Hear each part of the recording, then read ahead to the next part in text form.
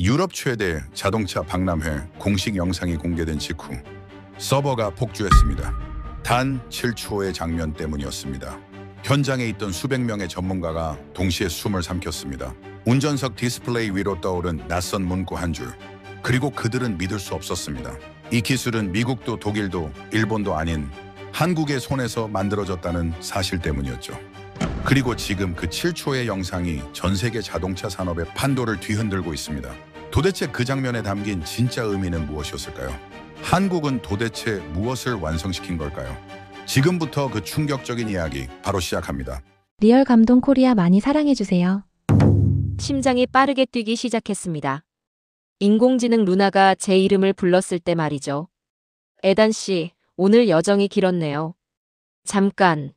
뭐라고? 내 비행 기록을 어떻게 아는 거야? 저는 차 밖으로 나왔습니다. 숨이 찼죠. 9년 전 저는 이 회사를 비웃었습니다. 하만, 오디오나 만드는 곳이라고요. 그런데 지금 이건 대체 뭐죠? 제 심장의 소리까지 읽고 있다니 이게 말이 됩니까?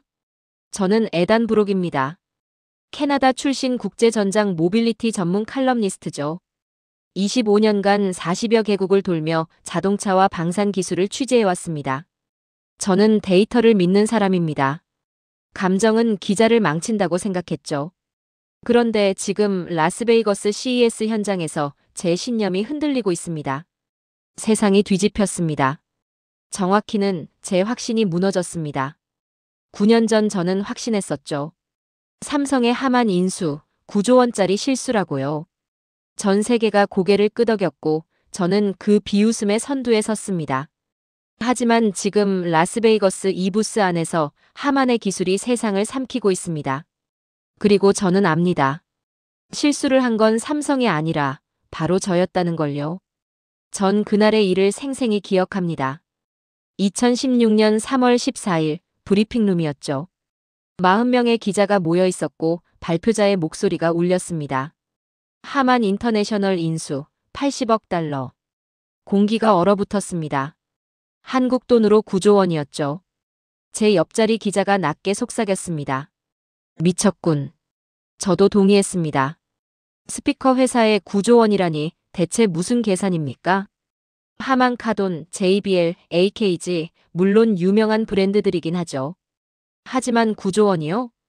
그 돈이면 반도체 회사도 살 수 있고 디스플레이 기술 기업도 인수할 수 있습니다. 그런데 오디오 장비 회사라니 말입니다. 발표가 끝나자 브리핑룸이 폭발했습니다. 전략이 뭐지? 차량용 오디오 시장이 그렇게 큰가? 삼성이 제정신인가? 저는 침묵했습니다. 침묵하며 관찰했죠. 그리고 확신했습니다. 이건 허영이라고요. 그날 밤 저는 칼럼 제목을 정했습니다. 허영의 딜.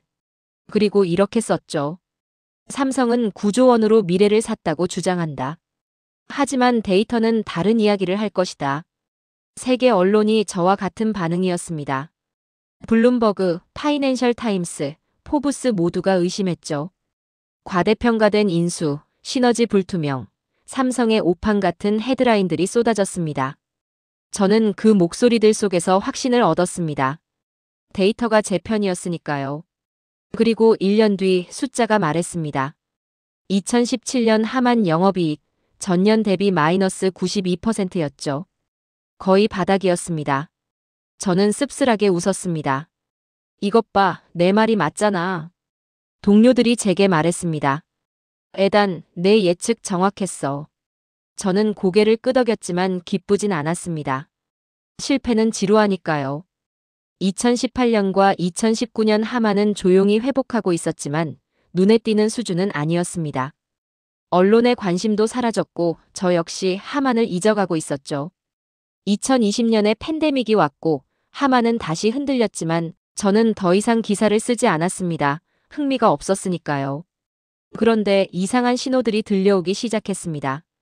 전기차 시장이 폭발하고 있었고 차량 내부가 디지털 공간으로 변하고 있었습니다. 엔진이 사라지면 소음이 없어질 텐데. 그럼 오디오의 의미가 완전히 달라지는 거 아닙니까? 저는 그 생각을 메모했지만 깊게 파고들진 않았습니다. 그리고 2025년 1월 CES 초청장이 도착했을 때 삼성과 하만 공동 부수라는 문구가 적혀 있었고 저는 웃으며 생각했죠. 아직도 하만 이야기를 하고 있어. 하지만 호기심이 생겼습니다. 9년이나 흘렀고 저는 마지막으로 실패의 끝을 확인하고 싶어졌습니다. 그래서 라스베이거스로 왔고 지금 저는 부스 안에 서 있습니다. 루나라는 인공지능 앞에 말이죠. 에단 씨, 피곤해 보이시네요. 따뜻한 음악으로 바꿔드릴까요? 목소리가 부드러웠고 차 안의 조명이 바뀌었으며 온도도 조절되었습니다. 제 표정을 읽은 겁니까? 제 감정까지 분석한 겁니까? 저는 손을 떨며 차에서 나와 주변을 둘러봤습니다. 다른 기자들도 할 말을 잃은 표정이었고 누군가 노트북을 덮었으며 누군가는 한숨을 쉬고 있었죠. 저는 그 순간 깨달았습니다. 이건 오디오 회사가 아니라 미래를 만드는 곳이었다는 걸요. 저는 9년 동안 과거에 갇혀 있었던 겁니다. 부스의 공기가 달랐습니다. 차가움이 아니라 자신감이었죠. 삼성과 하만 공동 부스는 입구부터 압도적이었습니다. 매트 블랙과 화이트 조명이 교차하면서 만들어내는 조형미, 그리고 완벽하게 설계된 음향 공간이 소음을 차단하고 있었죠. 밖에 웅성거림이 들리지 않았습니다. 이건 단순한 전시 공간이 아니었습니다. 미래를 보여주는 무대였죠. 저는 천천히 안으로 걸어 들어갔습니다. 양옆으로 차량들이 줄지어 서 있었는데 일반 전시와는 확실히 달랐습니다. 모든 차에 문이 열려 있었고 사람들이 직접 앉아서 체험하고 있었죠. 저는 한 차량 앞에 멈춰 섰습니다. 안내를 받아 운전석에 앉았고 문이 닫히는 순간 세상이 차단됐습니다. 완벽한 침묵이었죠. 그리고 부드러운 목소리가 들렸습니다. 에단 씨, 환영합니다. 오늘 여정이 길었네요. 피곤해 보이십니다. 루나였습니다. 인공지능이 제 이름을 알고 있었죠. 잠깐, 내 이름을 어떻게 아는 겁니까? 화면이 켜지면서 대시보드 전체가 디스플레이로 변했습니다. 제 얼굴이 실시간으로 분석되고 있었죠. 눈의 피로도, 표정 근육의 긴장도, 심박수까지 측정되고 있었습니다. 차분한 음악으로 시작할까요? 루나가 물었고 저는 대답하지 않았는데도 음악이 흘러나왔습니다. 부드러운 재즈였죠. 제가 좋아하는 장르였습니다. 도대체 어떻게 제 취향까지 알고 있단 말입니까? 조명이 따뜻한 황색 톤으로 바뀌었고 온도도 올라갔습니다. 이 모든 게 제 상태에 맞춰 자동으로 조절되고 있었던 겁니다. 저는 숨을 멈췄습니다. 이건 기계가 아니라 경험이었죠. 차에서 내려 옆 부스로 이동했습니다. 레디 비전 큐브라는 팻말이 붙어 있었는데 다시 차에 탔을 때 앞 유리창에 집중하게 됐습니다. 시동을 걸자 차창 하단에 빛이 켜지면서 정보들이 떠올랐죠. 속도, 내비게이션, 주변 차량 감지, 날씨, 교통 상황까지 표시되는데 놀라운 건 시야를 전혀 가리지 않았다는 겁니다. 완벽하게 투명한 위치에 배치돼 있었죠. 고개를 움직이자 정보가 따라 움직였습니다. 제 시선을 추적하고 있었던 겁니다. 옆에 선 독일 기자가 중얼거렸습니다. 이건 HUD가 아니야. 맞습니다. 헤드업 디스플레이가 아니었죠. 이건 시야 자체를 재정의하는 기술이었고 운전이 아니라 경험을 바꾸는 혁신이었습니다. 브리핑룸으로 향했습니다. 엔지니어가 무대에 올라 설명을 시작했죠. 루나는 단순한 인공지능이 아닙니다. 운전자의 생체 신호를 실시간으로 분석하고 차량 전체 시스템과 유기적으로 연동됩니다. 화면에 도표가 떴습니다. 엑시노스 오토 칩, 삼성 디스플레이 패널, 5G 네트워크, 하만 오디오 시스템, 그리고 소프트웨어가 하나의 선으로 연결돼 있었죠. 따로 보면 평범합니다. 하지만 함께 보면 엔지니어가 말을 멈췄는데 굳이 마저 말할 필요가 없었습니다. 화면이 모든 걸 보여주고 있었으니까요. 칩이 데이터를 처리하고 디스플레이가 시각화하고 네트워크가 연결하고 오디오가 감성을 전달하고 소프트웨어가 모든 걸 하나의 호흡으로 조율하고 있었습니다. 저는 노트를 꺼내 손을 떨며 한 줄을 적었습니다. 제품이 아니라 경험을 팔고 있다. 브리핑이 끝나고 기자실로 돌아왔을 때 동료들의 표정이 달라져 있었습니다. 아까 그 비웃음은 어디 갔습니까? 농담하던 목소리는 어디 있습니까? 모두가 조용히 노트북을 두드리며 필기를 하고 있었죠. 제 옆자리 기자가 낮게 말했습니다. 에단, 이거 생각보다 심각한데. 저는 고개를 끄덕였습니다. 심각하다는 게 맞았죠. 심각하게 놀라운 거였습니다. 노트북을 열어 9년 전 제가 쓴 칼럼을 찾았습니다. 허영의 딜이라는 제목이 눈에 들어왔죠. 손가락이 키보드 위에서 멈췄습니다. 지워야 할까요? 아니면 수정해야 할까요? 저는 화면을 닫았습니다. 아직은 아니라고 생각했죠. 아직 확신할 수 없었습니다. 하지만 균열이 생기고 있었습니다. 제 확신에 말이죠. 그날 밤 호텔 방에서 창밖을 바라봤습니다. 라스베이거스의 네온 사인이 번쩍이고 있었는데 그 불빛 속에서 저는 처음으로 생각했습니다. 내가 틀렸을 수도 있다. 그 생각이 머릿속에 들어온 건 9년 만에 처음이었습니다. 호텔로 돌아와 노트북을 열었을 때 제가 가장 먼저 한 일은 숫자를 확인하는 것이었습니다. 감정이 아니라 데이터로 말해야 했으니까요. 저는 평생 그렇게 살아왔습니다. 하만의 실적 자료를 찾아 2017년부터 최근까지의 영업이익 추이를 화면에 띄웠죠. 그래프가 나타나는 순간 저는 숨을 멈췄습니다. 2017년은 바닥이었습니다. 마이너스 92%라는 제가 비웃었던 그 숫자였죠. 2018년에는 조금 올랐고 2019년에는 더 올랐지만 2020년에는 팬데믹으로 다시 주춤했습니다. 하지만 2021년부터는 완전히 달랐습니다. 그래프가 가파르게 솟기 시작했죠. 2022년에는 더 올랐고 2023년에는 1조 원을 돌파했으며 2024년에는 1조 3천억 원을 넘어섰습니다. 저는 화면을 응시하며 혼자 중얼거렸습니다. 이게 뭡니까? 실수가 성공으로 바뀐 겁니까? 아니면 제가 뭔가 놓친 게 있었던 겁니까? 창가로 가서 커피를 마시며 생각을 정리해야 했습니다. 왜 2021년부터였을까요? 그때 무슨 일이 있었단 말입니까? 다시 자료를 뒤져 전기차 시장 성장률을 찾았는데 2020년까지는 완만했지만 2021년부터 폭발적으로 성장하고 있었습니다. 테슬라, 폭스바겐, 현대, 비아디 같은 모든 완성차 업체들이 전기차로 전환하고 있었고 전기차는 조용하다는 게 핵심이었죠. 엔진 소음이 없으니 오디오가 중요해지는 겁니다. 차 안이 고요할수록 음질이 부각되니까요. 더 파고들어 차량 내부 구조 변화 자료를 찾았을 때 비로소 전체 그림이 보이기 시작했습니다. 기존 내연기관차는 엔진룸이 컸지만 전기차는 배터리만 있으면 되니 실내 공간이 넓어졌고 그 공간을 디스플레이와 오디오 시스템으로 채우게 된 겁니다. 차가 달리는 거실이 되고 있었던 거죠. 저는 노트에 한 줄을 적었습니다. 엔진이 조용해질수록 음악은 전략이 된다. 하만이 보유한 브랜드 자료를 펼쳤을 때는 더 놀라웠습니다. JBL, AKG, 하만 카돈, 마크 레빈슨, 렉시콘, 인피니티까지 프리미엄부터 대중까지 전 영역을 커버하고 있었죠. 완성차 업체들이 고급 모델의 하만 브랜드를 넣고 있었는데 BMW는 하만 카돈을, 벤츠와 제네시스는 렉시콘을 탑재하고 있었습니다. 브랜드의 왕좌를 하만이 쥐고 있었던 겁니다.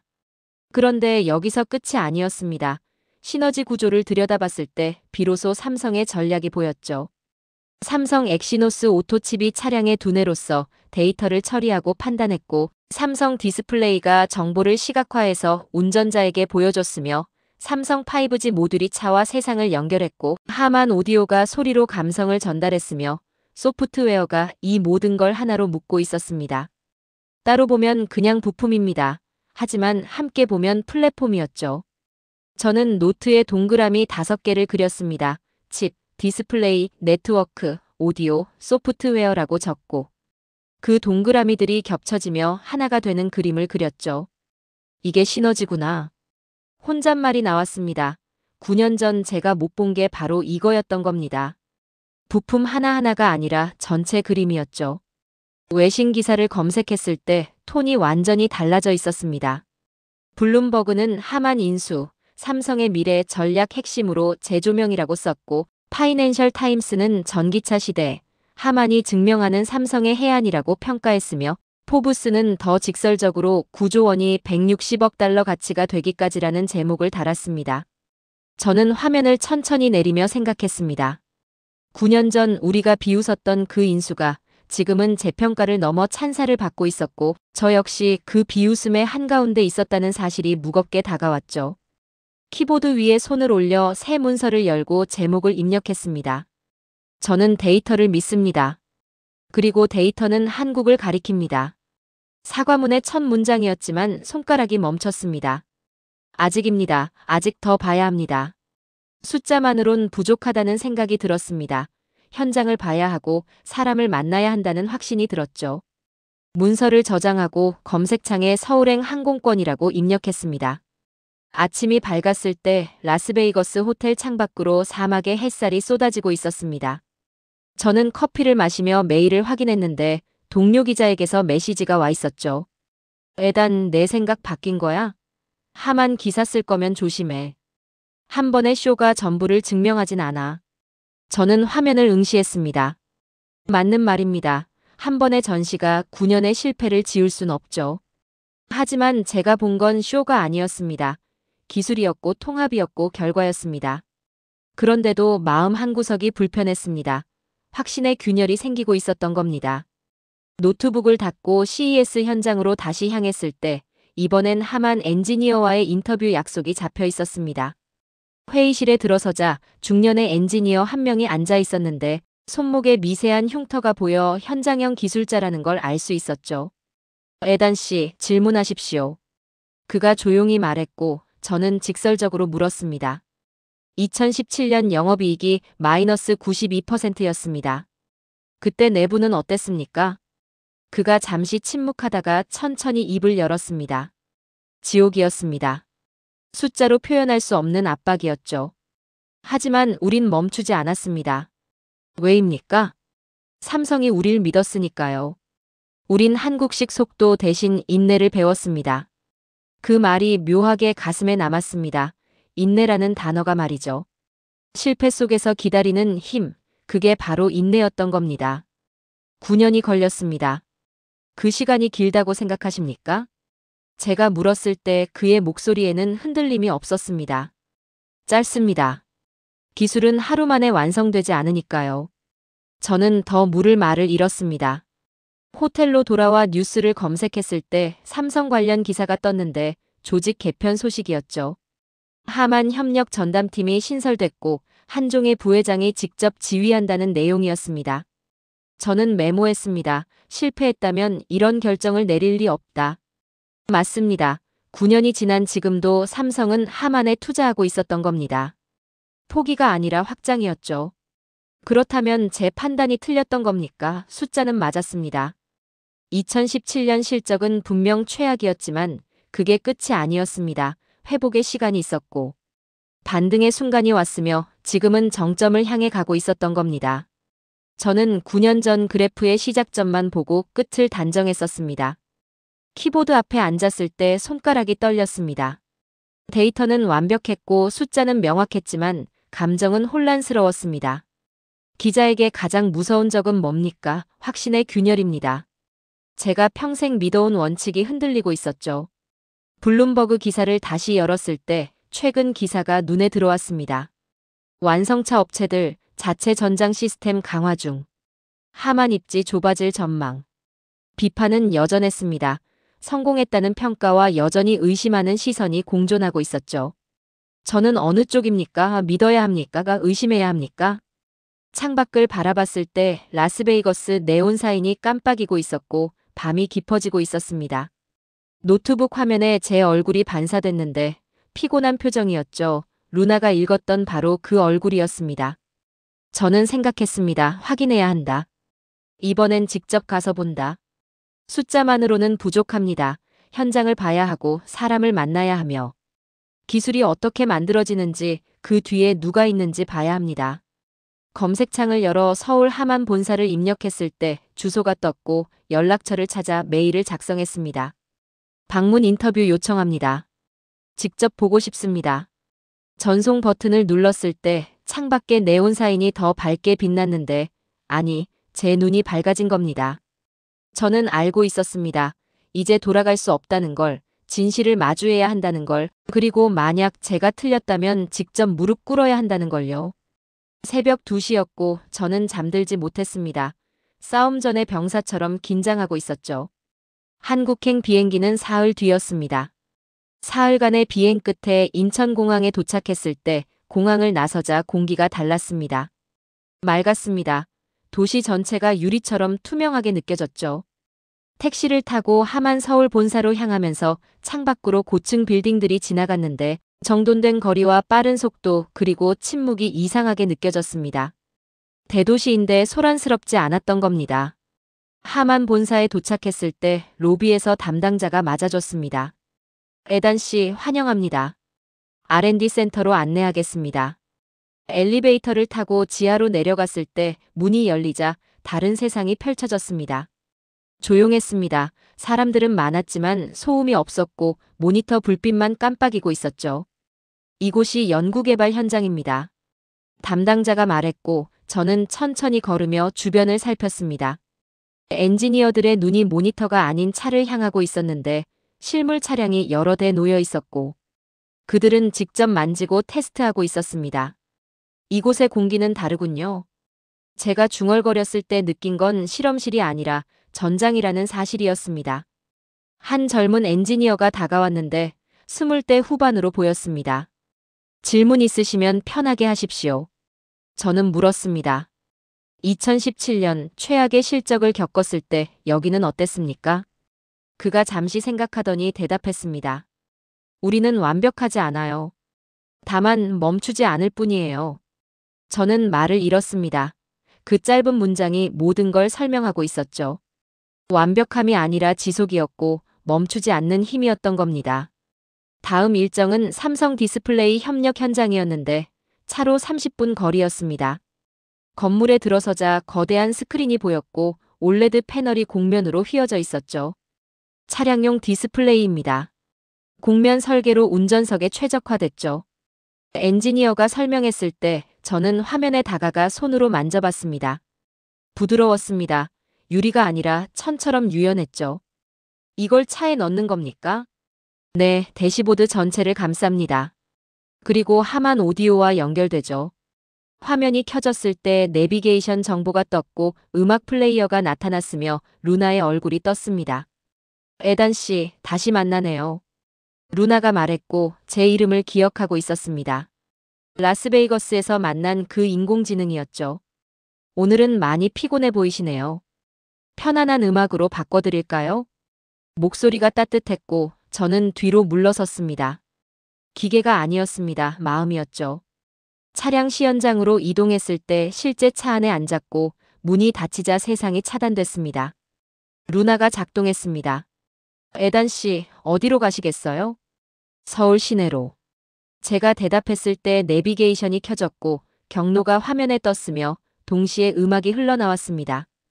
제가 좋아하는 재즈였고 조명이 바뀌었으며 온도가 올라갔습니다. 모든 게 제 상태에 맞춰 움직이고 있었던 겁니다. 저는 눈을 감았습니다. 이게 시너지구나 생각했죠.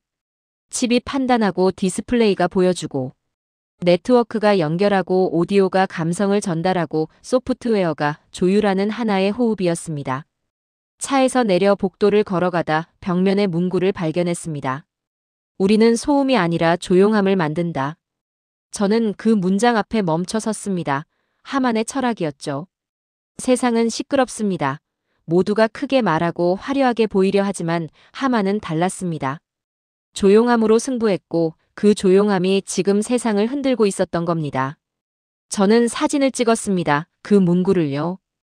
호텔로 돌아왔을 때 서울 시내 어느 호텔이었는데 창밖으로 한강이 보였습니다.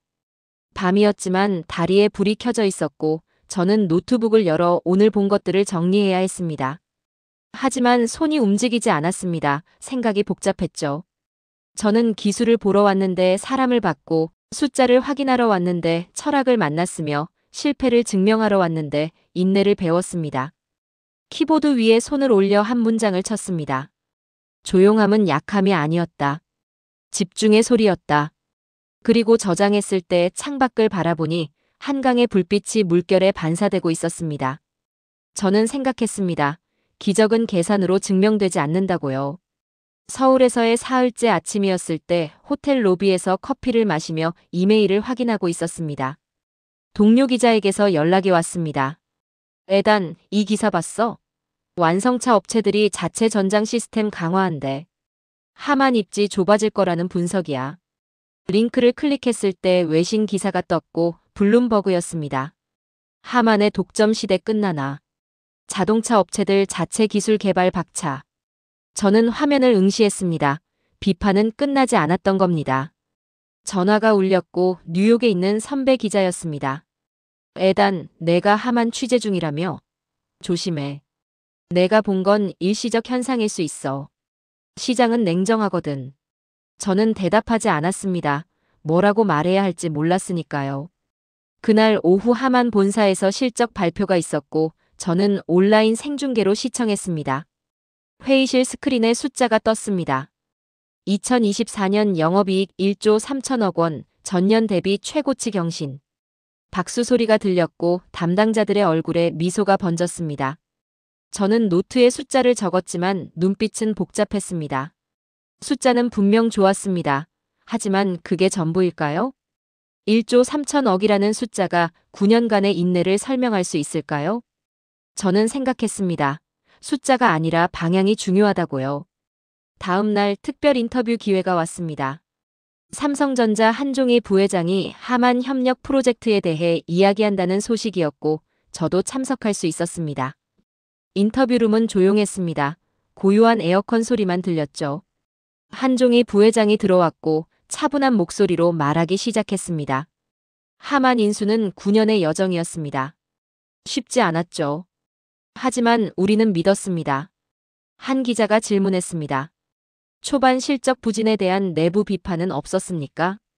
한종희 부회장이 잠시 침묵했다가 대답했습니다. 있었습니다. 하지만 우리는 단기 성과가 아니라 장기 가치를 봤습니다. 인내는 기술의 또 다른 이름입니다. 그 한마디가 제 가슴을 쳤습니다. 인내는 기술의 또 다른 이름이라니 저는 9년 동안 그걸 이해하지 못했던 겁니다. 저는 즉각적인 성과만 찾았고 기다림의 가치를 몰랐으며 시간이 만드는 기적을 무시했습니다. 인터뷰가 끝나고 호텔로 돌아왔을 때 저는 노트북을 열었습니다. 9년 전 제가 쓴 칼럼을 찾았죠. 허영의 딜이라는 제목이 화면에 떴습니다. 파일을 읽었습니다. 삼성은 9조 원으로 미래를 샀다고 주장한다. 하지만 데이터는 다른 이야기를 할 것이다. 이것은 허영이며 오만이며 역사적 오판이다. 제 손이 떨렸습니다. 이 글을 쓴 사람이 정말 저였습니까? 이렇게 단정적이고 이렇게 오만했던 사람이 저였단 말입니까? 마우스를 움직여 파일을 선택했고 딜리트 키에 손가락을 올렸습니다. 정말 삭제하시겠습니까? 확인 창이 떴습니다. 저는 주저없이 클릭했습니다. 딜리트 키 하나가 9년을 무너뜨렸습니다. 아니, 9년간의 오만을 무너뜨린 겁니다. 파일이 사라졌고 저는 빈 화면을 바라봤습니다. 그 글은 오만의 증거였다. 혼잣말이 나왔습니다. 창밖을 보니 해가 지고 있었고 서울의 밤이 시작되고 있었습니다. 저는 노트북을 닫고 밖으로 나갔습니다. 걸어야 했습니다. 호텔을 나와 거리를 걸었는데 사람들이 빠르게 지나갔고 네온 사인이 하나씩 켜지기 시작했습니다. 저는 생각했습니다. 기자는 사과할 수 있을까요? 9년 전에 판단이 틀렸다고 인정할 수 있을까요? 데이터를 믿는다던 제가 그 데이터를 잘못 해석했다고 고백할 수 있을까요? 답을 찾지 못한 채 계속 걸었습니다. 그리고 한 건물 앞에서 멈춰 섰습니다. 높은 빌딩이었고 꼭대기에 삼성전자라는 간판이 천천히 빛나고 있었습니다. 저는 그 빛을 올려다보며 생각했습니다. 비판은 쉬웠습니다. 키보드 위에서 단어를 나열하는 건 어렵지 않았죠. 하지만 기다림은 어려웠습니다. 9년을 인내하며 기술을 완성하는 건 다른 차원이었습니다. 기술은 빠르게 성장했지만 제 시선은 멈춰 있었던 겁니다. 저는 이제 압니다. 저는 비평가가 아니라 증인이 되어야 한다는 걸요. 서울의 밤 공기를 들이마시며 저는 결심했습니다. 서울에서 캐나다로 돌아온 지 일주일이 지났을 때 뉴스가 터졌습니다. 하만이 루나를 글로벌 시장에 공식 출시한다는 발표였고 북미와 유럽 전 차종으로 확대된다는 내용이었습니다. 저는 모니터 앞에 앉아 발표 영상을 시청했습니다. 루나는 더 이상 시연용 기술이 아니었습니다. 실시간 표정 인식과 피로도 분석, 개인화된 음악 제공과 경로 제한까지 모든 게 상용화됐죠. 해외 언론의 반응이 쏟아지기 시작했습니다. 이건 혁신이 아니라 생태계다. 월스트리트 저널의 헤드라인이었습니다. 차량용 인공지능의 새로운 기준, 루나. 파이낸셜 타임스도 한 페이지를 할애했죠. 저는 그 기사들을 하나씩 읽으며 손가락을 멈추지 않았습니다. 9년 전 우리가 비웃었던 그 회사가 지금은 산업 표준을 만들고 있었던 겁니다. 며칠 뒤 또 다른 소식이 들려왔습니다. 레디 비전 큐뷰가 올해 CES 빅 이노베이션 어워드 자동차 부문 혁신상을 수상했다는 발표였습니다. 저는 수상 소식을 보며 메모했습니다. 그들의 기술은 무대를 떠나 표준이 됐다. 맞습니다. 이제 하만은 전 시장에 있지 않았습니다. 모든 도로 위에 있었고 모든 차량 안에 있었으며 모든 운전자의 일상 속에 있었던 겁니다. 외신들의 태도가 완전히 바뀌고 있었습니다. 과거 미친 인수라고 비판했던 기사들이 조용히 삭제되거나 수정되고 있었고 새로운 기사들이 그 자리를 채우고 있었습니다. 포브스는 하만은 삼성의 미래를 연 투자였다는 제목으로 특집 기사를 냈고 블룸버그는 9년의 인내가 만든 성공 스토리라는 분석 리포트를 발표했습니다. 저는 그 기사들을 읽으며 씁쓸하게 웃었습니다. 9년 전 우리는 같은 목소리로 비웃었는데 지금은 같은 목소리로 찬사를 보내고 있었던 겁니다.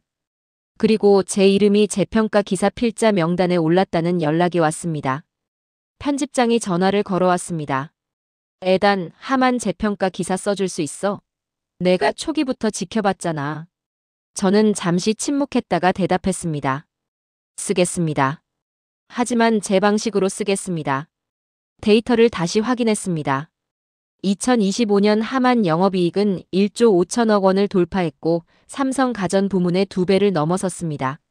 시장 점유율 1위를 차지했고 전장과 오디오와 인공지능 통합 분야에서 3관왕을 달성했습니다. 9조 원이 이제는 160억 달러 가치가 되어 있었던 겁니다. 저는 노트에 적었습니다. 9년이 만든 기적. 아니, 기적이 아니었습니다. 계획이었고 인내였고 실행이었습니다. 일주일 뒤 국제 자동차 기자회견이 열렸고 저도 참석했습니다. 삼성과 하만 합동 발표회였는데 전 세계에서 기자들이 모여들었습니다. 저는 기자석 중간쯤에 앉았고 주변을 둘러봤습니다. 9년 전 브리핑룸에서 함께 비웃었던 동료들이 보였습니다. 그들의 표정은 달라져 있었죠. 발표가 시작됐고 루나의 글로벌 확산 계획과 차세대 디스플레이 기술, 그리고 앞으로의 비전이 공개됐습니다. 발표가 끝나자 사회자가 물었습니다. 질문 있으십니까? 침묵이 흘렀습니다. 아무도 손을 들지 않았습니다. 비판할 게 없었던 겁니다. 의심할 여지가 없었고 물을 필요가 없었습니다. 저는 천천히 마이크를 들었습니다. 에단 브록, 캐나다 저널입니다. 모든 시선이 제게 쏠렸습니다. 저는 숨을 고르고 말했습니다. 9년 전 저는 이 인수를 비판했습니다. 허영이라고 불렀죠. 하지만 오늘 저는 고백합니다. 틀린 건 삼성이 아니라 저였습니다. 회의장이 조용해졌습니다. 저는 계속했습니다. 저는 더 이상 질문하지 않겠습니다. 단지 한 가지만 말씀드립니다. 저는 한국을 존경합니다. 박수 소리가 들렸습니다. 작게 시작했지만 점점 커졌고 회의장 전체로 퍼져나갔습니다. 저는 마이크를 내려놓고 자리에 앉았습니다. 손이 떨리고 있었지만 마음은 가벼웠습니다. 9년 만에 저는 진실을 말했던 겁니다. 기자회견이 끝나고 한 달 뒤 또 다른 뉴스가 터졌습니다.